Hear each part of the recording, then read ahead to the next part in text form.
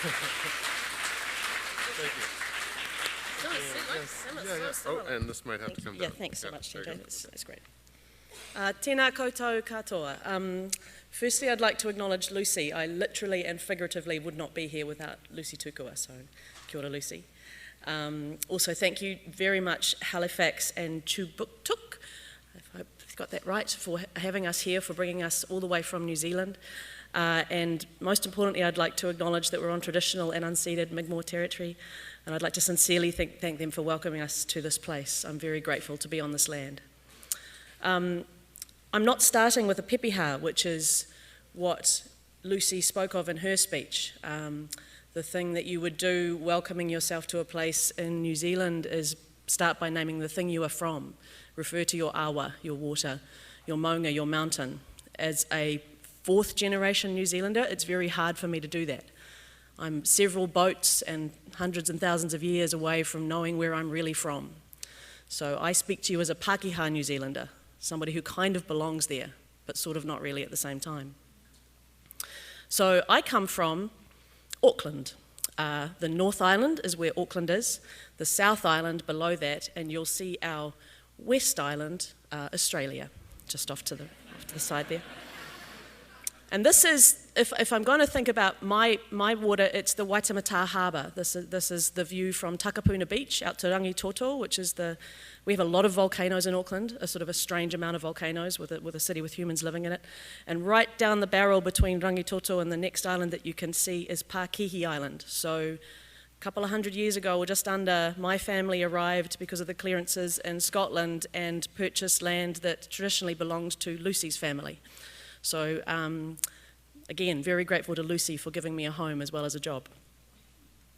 I'll talk a little bit about myself, as Tim said, people like doing that, so I'm going to take that opportunity. I come from a theatre background. I was originally sitting next to those guys telling them what to do, so I was a stage manager. This image is from the Louis Vuitton 150th birthday party tour when Kelly Rowland didn't turn up to rehearsals. So for 3.5 minutes I had to be Kelly Rowland. And so the lessons I learnt in that time are really applicable to placemaking in my mind. First and foremost, you're delivering to an opening night. Opening night does not move, and no matter what, you have to get the show up. Secondly, and most importantly, some people are very good at their jobs, and they should do that job. And I was a very good stage manager, but I shouldn't be allowed dancing on stage. And so these are two of the most patient men I've ever met in my life. It was a great lesson in humility, but an excellent lesson in how making a show takes a diverse range of people to put it together. I want to make a joke about theatre and budgets being small. I shouldn't make that with Louis Vuitton. That was not the case at that time. And as TJ said, our organisation, Panuku Development Auckland, is frighteningly similar to Develop Nova Scotia. This is our strapline, shaping spaces for Aucklanders to love. So Ethan has said that we're the only development agency he's seen with that L word in our vision, which is pretty special. But for me, in my role as manager of placemaking, 2 words, yes, we had fights over that, this is the most important word that I work for. Our name, Panuku, was gifted to us by mana whenua, local iwi, and it's a very powerful word. So Panuku by itself means to move forward together. It brings up the notion of paddling a waka, which is what you can see here. They're very big craft. They don't have a lot of freeboard. They're really easy to sink. If you work together, they will go forward and they're incredibly powerful. Put into this phrase, eke panuku, eke tangaroa, you hear this in blessings. It summons up the powers of the earth, the powers of the ocean to help make that movement, that forward momentum even stronger, even more connected, even more powerful. So it's a big gift that we have to have that in our name, but it's also an awesome responsibility for our city. We work across the region like Develop Nova Scotia. We are now operating in more than one location, and so the big red dots are what we call transform locations. That means we're there for a long time, doing a lot of change. The little green dots might be on one site, so smaller interventions, and then the blue dots are somewhere in between. But that's kind of the reach of our work across the Auckland region. Poor old Pukekohe's off the map there. Sorry, Pukekohe. Nothing personal there. But the reason that we got jobs is because they figured out that if they were going to spend $124 million on Auckland's waterfront, they better make it good for people. So that's why me and my colleague, a chap called Chris Morley Hall, were hired. So we're back into Auckland here. This is the Waitemata Harbour that you can see. And if you keep your eye under the sort of the CKLA bit, that's the Wynyard Quarter. It was said yesterday that any good urban redevelopment needs a vision. We had a vision from the very, very start, a world-class destination that excites the senses and celebrates our sea-loving Pacific culture and maritime history. It supports commercially successful and innovative businesses and is a place for all people, an area rich in character and activities that link the people to the city and the sea. That's nice. Can you see Lucy anywhere in that? So we started this venture with this waterfront and did a really good job, and it's working really well, but there's another conversation that we need to be working harder to get right. This is the Wynyard Quarter a while ago, so we've got Team New Zealand, ironically right down the barrel there. They're back again. Got an America's Cup next year. Woohoo! Jokes. Anyway, good. Moving on. Really, really important fishing industry area, really important bulk storage terminal area, really important ferry connections through to places like Great Barrier. So a really heavily essential part of the industry of our city, but our city couldn't connect to its water. You weren't allowed to touch the water. So the cities owned big chunks of this and developed the Waterfront Redevelopment Agency, and we turned it into this. So starting with public space first and foremost, because if you get the people there, then the development will come. If you make it a place people love, then people will want to invest there. The best way to get people to invest, I've got a special pointy thing, I do put it, this is food. This is all food, because that brings humans together like nothing else on earth. And then down here is Silo Park, which I'll talk about in a second. But this big pedestrian promenade was put in on the very basic understanding that we as humans like to walk next to the water. We like to promenade and we like to see other humans. All quite basic stuff. This drawing was one of the few instructions I was given at the very beginning. It was about energy. So for a theatre maker, that was a really easy instruction to follow. But it was about how as you move through the space, the energy builds and your connection with the space builds. And Stuart Niven was one of our early urban design champions and advocates and advisors. So he taught me a lot about this stuff in the very beginning. This idea that we were making a place that people had to come and feel something for was ingrained into our whole team from the very start. Should pay attention to the time, eh? This is from a very early document about 2008, and it's from the framework plan at the time, but the big red lines are what I want you to look at. The place was designed thinking about how humans move through space. So view shafts were put in, the big east-west axis, the green linear park running north-south. Silo Park looks a little underwater in this drawing, so I'm very glad they changed their minds on that one. But these big instructions still hold in terms of how we operate the space today. There's 4 ways that we think about it. Place by design being the kind of the most permanent-ish. So this is a basketball court in the middle of the Wynyard Quarter. It's actually a development site, so at some point this could turn into mixed use. But in the meantime, we noticed that there were a lot of apartments with students in it with no outdoor space to play. So we put in a temporary half court, and it's used all the time, day and night, from people all over Auckland. Just next to it, you can see a little playground off to the side. So this is a really interesting space where people about that big have to negotiate with people about TJ's size, and it all works. Second thing is the kind of big ticket item, what we do in Silo Park, making things like Silo Cinema to make sure there's regular programming to draw people to that space. This is probably the stuff we like the most, the stuff where you're kind of messing with people's heads. So painted pianos, you have them, Halifax. This photo looks really cute, it doesn't sound cute at all, but the opportunity for people to just have a creative intervention in space on their own terms. And then this idea, we call it Do Learn Do down in New Zealand because we like our number 8 wire, same as lighter, quicker, cheaper. The idea that before we make any big plans, we do some small things first and we see if they work. This container library costs $60. It's been there for 7 years, and no, I don't have a resource consent for it. Shh. And so this is Silo Park, and there's cars in this shot. I just realised that as Tim was talking. Damn it. Anyway, we love you, cars. You're still welcome in our city. But anyway, so this is kind of a really neat place because of those silos. So we've kept a lot of the infrastructure of the place to pay homage, but also to use it as new forms of intervention and new forms of attraction. So we do art in Silo 6 over on the right there, and we screen movies onto Silo 7. And the place has got something like, I think it's 80,000 Facebook followers now. That's a crazy amount in my mind, scares me. We have about 2 million visitors to the waterfront, which is sort of just over double the amount of humans or sheep in Auckland. So it's working. And then, as I said last night, my connection to this place is quite deep. This is my grandfather in the short sleeves. He was a harbour board engineer, and he built this model of the Waitemata before they started doing the big wharves to test whether or not those wharves were going to interfere with the water movements. And so I have this sort of bifold metaphor for this image. Number one, this is what placemaking is. It's testing stuff on a little scale to see if it works or if it damages things. And number two, my grandfather actually helped build this place. The little wharf off to his left is McCallum's Wharf, which is my grandmother's family, and my father was very involved in keeping the marine industry in the Wynyard Quarter. So my connection to this place is kind of in my ancestral responsibility, if you like. I need to make sure I'm making my grandfather proud in my job. But to bounce you around Auckland a little bit, I think we're going to go to Northcote next. So that's the little blue dot above the waterfront, just off to the left. We're doing a greenway project in Northcote, and we're taking a regenerative approach, which Lucy touched on. So we're daylighting a stream which for a very long time has been underground, except when it floods. When it floods through the houses of the social housing area that hasn't had any maintenance for 10 years, which causes great health problems in small children. So there's a system not working right there. So we're taking this thing back to what it was probably supposed to be when Mother Earth designed it for us. And this idea that as we connect people to place and reconnect them with nature, we start to regenerate some relationships that are really, really fundamental to us living here on this planet. This image is actually from down south in Manukau. Pretty cute. These are kids' quotes.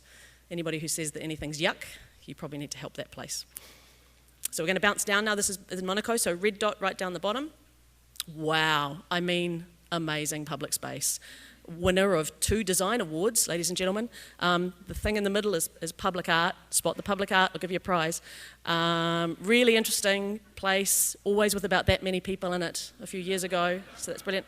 So this is where we've started working. Manukau is a transform location, so we're going to be there for a long time. So we're working with locals on how we activate this place. And this is my dear colleague Ole Maava, Fa'a Ole Maava, sorry. He's our leader for placemaking in the south.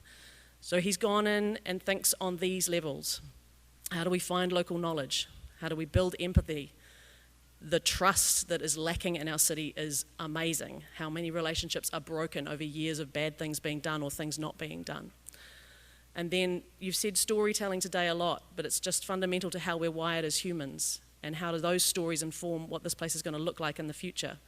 How do we get locals knowing that they can have a hand in making their city? Transformation with a little t is a gag at our end. We know what big looks like in Manukau. We've got lots of big buildings. The cityscape where you walk is terribly car dependent and scary, so we're starting from the ground up.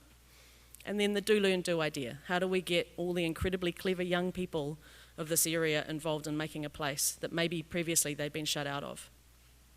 So this is, I'm going to get it wrong, markets, I'll just say markets because that's a language I know, that they've been staging in the square now for a couple of years, and the last time they did it, which was a month or so ago, I can't remember the numbers, but there was basically no green space. It was full of humans, and the rocks that you can see at the back there have been carved by a collection of trained carvers, and all the way to homeless people that have been living in the park. So just these opportunities to bring lots of people together to create things is having a tangible difference to this space. So back to this comment. Love is only a word that means something if we think about what's behind it. And it's not the love that you feel for your fridge or your giant truck. Sorry, Halifax, but those things are freaky. And reaching into the deep knowledge that is the Matrix series of films, there's something that you all know. If you could all just quiet, hands up if you've got a loved one. Okay, if you're sitting next to anyone who didn't just put their hands up, maybe give them a cuddle. But if you could just, as Lucy did with your awa, please hold those people in your heart while I go through these next few slides. So this idea of placemaking is something that doesn't need a definition. I'm a big fan of that, but this is a comment I put up last night from a wonderful woman called Sharon Blackie. And I think it's this kind of how we're rebuilding relationships. I'm not the first person to say this today. We're rebuilding relationships here. This is a polar bear. Thank you very much. No, this polar bear was in the Auckland Zoo when I was a child, and we knew it as the dancing polar bear because it would sway. And we thought it was a happy polar bear. It was dancing, wasn't it? Turns out it had a thing called zoochosis. It was in a grey, warm environment, cage. And so zoochosis is a thing that animals get when you put them in a terribly unhealthy place for them. And it means they go off their food, they stop having sex, they become terribly antisocial. And that's what was up with this polar bear. It was also green, it had mould on it. I remember it having a green bottom. So that's what happens to this polar bear when we put it in that environment. This is my daily walk to work. So in terms of me as an animal in this planet, what is this doing for my brain, my subconscious, my belief in where I belong, indeed my interventions with the humans I meet up at work then, for the rest of that day?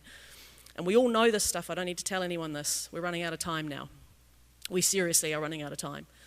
And there's a person at my work that when we get onto this conversation says, oh, I don't really care, I'm going to be dead by then. It's like, I don't think that's an excuse to treat this planet like a rental. I think we have an opportunity and an obligation right now. And we all come from this planet. To the best of my knowledge, I'm sorry if there are any literal aliens in the room, please raise your hand and I'll take that back. But we all evolved here. In New Zealand and Aotearoa, that means the Māori people. And so we are actively, with our strategy, looking to, in a real way, acknowledge that relationship and their responsibility as kaitiaki of our land. This phrase has been really important for me in my work. Thank you again, Lucy. Ka mua ka muri. We look backwards and we learn, and then we can walk forwards. I don't know when it was we started dumping our ancestral and elder knowledge, but we kind of need it right now. And I don't need to speak to this slide because Lucy just let you right into her world, and I think you're all deeply privileged, as I have been, to have been on that journey with her. So with Lucy, we've worked on these principles and values for our placemaking team at Panuku. And the outside ones are the ones that we kind of do in a different way per site. They become a little bit mobile, but that central orange loop is the stuff that holds. And to acknowledge what Pam said, we're not getting this right now. Our kōrero has been right, our talking has been right to make these values, but we're not getting the acts right. But I can say categorically that that one is the most important one for me, and that's the one that no matter what, we still have it in our hearts, that we're trying to do this with love, for each other, for our role, for the planet, keeping going. Don't need to say that one out loud, quite white. Lucy spoke about whakapapa. These are the Callanish stones in Lewis. So these things are about 7,000 years old, or the stones are probably older. But this idea that we are connected deeply, I'm so going over time, is what was it? I got all your slides, I realised. This is something that is common across cultures all over the globe, is that we are connected deeply to the planet and beyond. And so I went on my own little whakapapa hunt to find out where I'm from. I found out my name means footpath in Scotland. That's pretty awesome, eh? Here's a bit of Scottish weather for you. Lovely. How awesome is that council logo? I want a logo with a unicorn on it too. Thank you very much. And some Scottish yarn bombing. Thank you very much. But something happened to me when I got to this place. This is Skye, West Hebrides. I suddenly understood what Lucy means when she talks about where her bones are from. I had a different experience in Skye to any other piece of land I'd ever stood on. I suddenly understood that me and the earth were somehow related. And when I left, I was like a petulant child. I did not want to go off that island. And I've been back a second time and same feeling of connection, strange feeling of wanting to burrow in and not wanting to leave.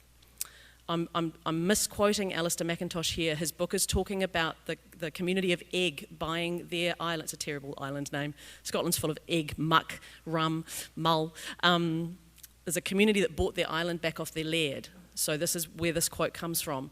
But the book is full of deep clues about what it means to actually be connected to place. And it has a deep connection through to Nova Scotia. So when they burnt villages out of their farms in the Hebrides, some of them came to New Zealand, some of them came here. And both sets went and burnt out people in those places. And we're passing this hurt on. I want to know when it stops. Does anybody know what this is? Hands up if you know what this is. Thank you very much. It's one of these. This is the chemical makeup of a human being. But I'm guessing you had a more visceral response to this, or if you're me, this one, than you did the graph. So my point is, data doesn't always... I got a Jane Jacobs quote in. Data doesn't give us the whole story. In fact, as humans, it gives us virtually none of the story. We need more. There is more to us in terms of how we relate to each other and to our places.